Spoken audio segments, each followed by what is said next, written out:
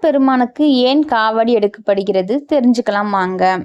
அகத்திய முனிவர்கிட்ட சிவகிரி சத்கிரி அப்படின்ற இரு மலைகள் வந்து இருக்கு. இந்த 2 மலைகளையும் இறைவன் அவருக்கு கொடுத்துருக்காரு.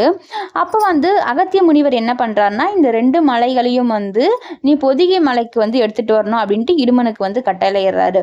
இடுமனும் அவருடைய கட்டளைக்கு ஏற்ப போல 2 மலையும் ஒரு காவடி போல சுமந்துக்கிட்டு பொதிகை மலைக்கு எடுத்துட்டு வராரு.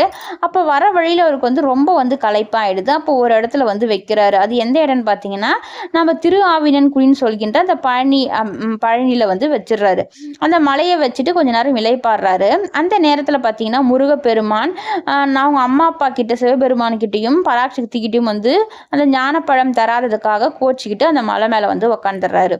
அவர் உட்கார்ந்த பிறகு பார்த்தீங்கன்னா, இந்த கொஞ்ச நேரம் இவர் களைப்பாறின பிறகு திரும்ப அந்த மலையை எடுக்க ட்ரை பண்றாரு. அந்த இடத்துல அதை எடுக்கவே முடியல.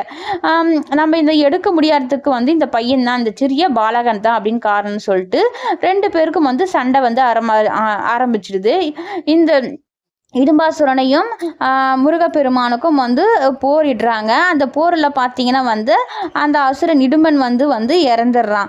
அவன் இறந்த பிறகு அவரோட மனைவி பார்த்துட்டு ரொம்ப கதறி அழுது முருகப்பெருமானுக்கிட்ட வேண்டிக்கிறாங்க. அவர் வேண்டின பிறகு திரும்பவும் இடும்பனோட உயிரை பிழைச்சி கொடுக்குறாரு முருகப்பெருமான். அவன் பிழைச்சிருந்த பிறகு பார்த்தீங்கன்னா முருகப்பெருமான் கிட்ட 2 வரங்களை கேட்குறாரு. நான் ஒன்று பார்த்தீங்கன்னா முருகப்பெருமான் உங்களுடைய காலடியில் எனக்கு ஒரு வரம் வேண்டும், நான் இருக்கணும்னு சொல்லிட்டு ஒரு வரம் கேட்குறாரு. இன்னொன்று வரம் பார்த்தீங்கன்னா இந்த மாதிரி யாரெல்லாம் காவடி சுமந்துட்டு வராங்களோ அவங்களுக்கு அவங்களோட வேண்டுதல்களை நீங்கள் நிறைவேற்றணும் அப்படின்னு கேட்குறாரு.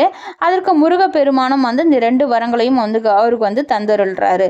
அந்த நாள் முதற்கொண்டு தான் யாரெல்லாம் காவடி எடுத்துக்கிட்டு முருகப்பெருமானை நினச்சி வராங்களோ அவங்களுடைய வேண்டுதல்களை முருகப்பெருமான் நிறைவேற்றி வைத்து அவங்களுக்கு ஆசி வழங்குறாரு. இதுதான் காவடி எடுப்பதற்கான முழுமையான காரணம். இந்த தகவல் பிடிச்சிருந்தா லைக் பண்ணுங்க, ஷேர் பண்ணுங்க, சப்ஸ்கிரைப் பண்ணுங்க. நன்றி.